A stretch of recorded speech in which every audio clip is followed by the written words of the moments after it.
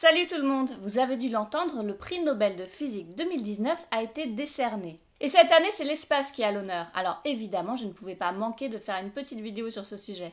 Our whole universe was in a hot, dense state that nearly 14 billion years ago expansion started. Wait, the earth began to cool, the autotrophs began to drool, Neanderthals developed tools, we built a wall. We built the pyramids, math, science, history, unraveling the mystery that all started with a big bang.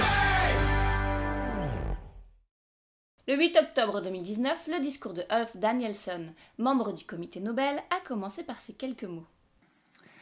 The whole universe was in a hot, dense state. Then nearly 14 billion years ago, expansion started. Vous l'aurez peut-être reconnu, il s'agit des paroles du générique de la série The Big Bang Theory. Cette année, les récompensés sont pour moitié les deux Suisses découvreurs de la première exoplanète autour d'une étoile autre que le Soleil, Michel Mayor et Didier Queloz, et pour l'autre moitié, le cosmologiste canadien James Peebles. The Royal Swedish Academy of Sciences has today decided to award the 2019 Nobel Prize in Physics, with one half to James Peebles for theoretical discoveries in physical cosmology. James Peebles est un théoricien en cosmologie qui a passé sa carrière à étudier l'évolution de notre univers du Big Bang jusqu'à aujourd'hui. Le physicien entame sa carrière au début des années 1960 dans la même université où aujourd'hui, à l'âge de 84 ans, il est chercheur émérite, l'université de Princeton. Après des études à l'université de Manitoba au Canada, il effectue sa thèse à Princeton de 1958 à 1962, encadrée par Robert Dicke.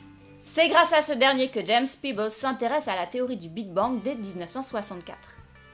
Pendant les années 1963-1965, Arno Penzias et Robert Wilson font des observations à l'aide de leur radiotélescope quand ils découvrent un signal qui se trouvera être le fond diffus cosmologique.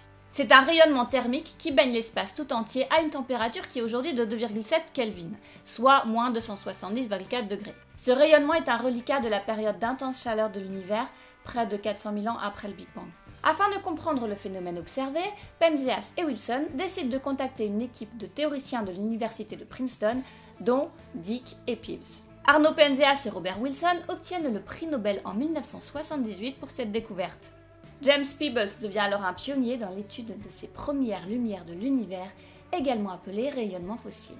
Il sera le premier à en expliquer l'importance. Il étudie ses rapports avec la naissance des galaxies, ainsi qu'avec les grandes structures qui les rassemblent. Le cosmologue est un pionnier de ce qu'on appelle aujourd'hui le modèle standard de la cosmologie. D'après ce modèle, il n'y a pas que de la matière ordinaire dans l'univers. Il existe un autre type de matière indétectable, la matière noire, qui tient une place importante dans la formation des grandes structures de l'univers. À cette matière noire s'ajoute une énergie sombre. Mais la composition de cette matière noire reste l'un des plus grands mystères de la cosmologie. En 1982, Peebles développe l'idée qu'il s'agit de matière noire froide constituée de particules massives et lentes par rapport à la vitesse de la lumière. Lors de la remise des prix, Ulf Danielsson a comparé la vision du cosmologue à un café au lait sucré. One can compare a universe to a cup of coffee.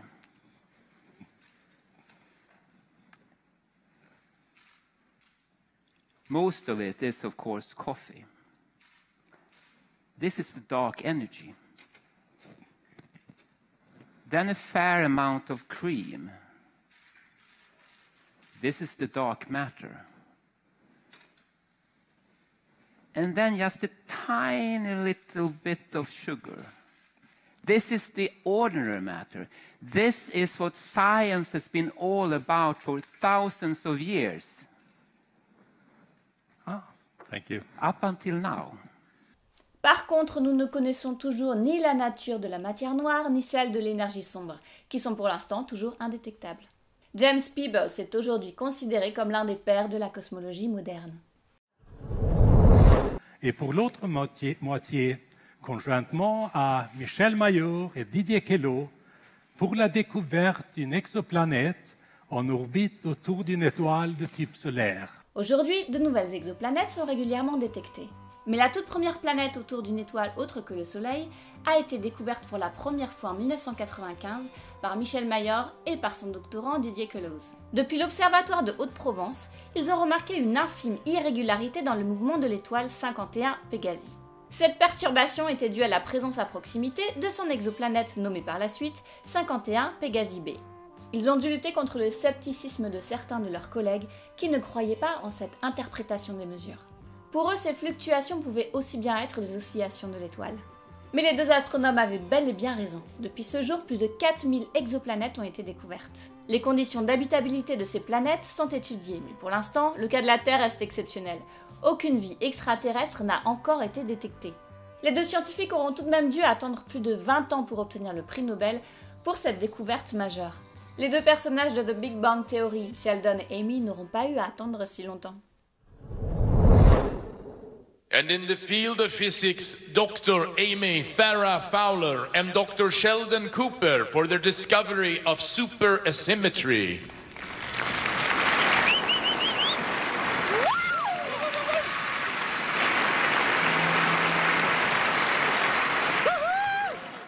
Merci d'avoir suivi cette vidéo jusqu'au bout. En attendant la prochaine, n'hésitez pas à me suivre sur les réseaux sociaux, Twitter, Instagram, Facebook.